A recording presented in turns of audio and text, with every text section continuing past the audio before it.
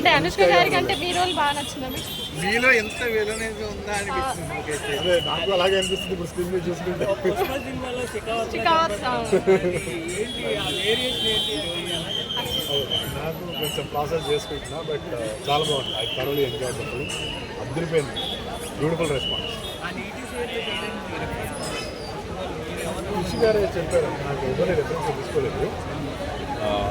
Story చెప్పినప్పుడు scope బాగుంది, పొద్దున్న ఏదైనా డిఫరెంట్ చేద్దామని చెప్పి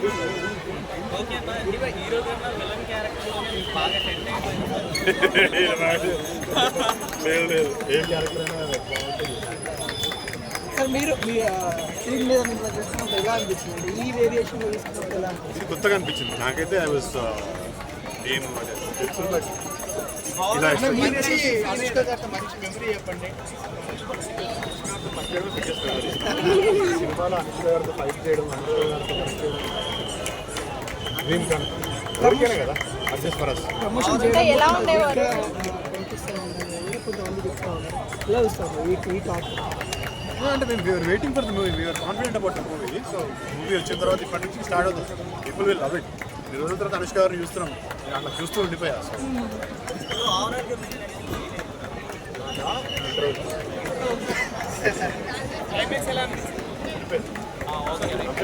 చిన్న చిన్న మూవీలోనే మీకు ఎన్నో వైలెన్స్ ఇస్తారు.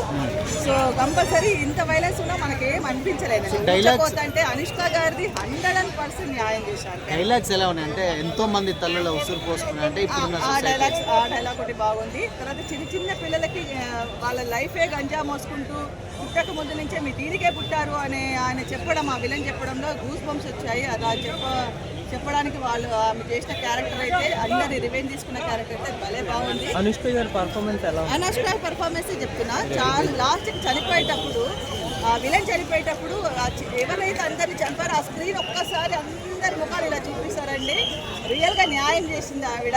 గూస్ బంప్స్ వచ్చింది. చాలా హ్యాట్స్ ఆఫ్. పిక్చర్ బాగుంది. అందరు టీమ్ వర్క్ చేశారు. నేను ఇంత సక్సెస్ అవ్వదు. నా పేరు రమా గణేశన్, ఆనంద్ బాగ్, హైదరాబాద్ నుంచి వస్తున్నాను. Thank you.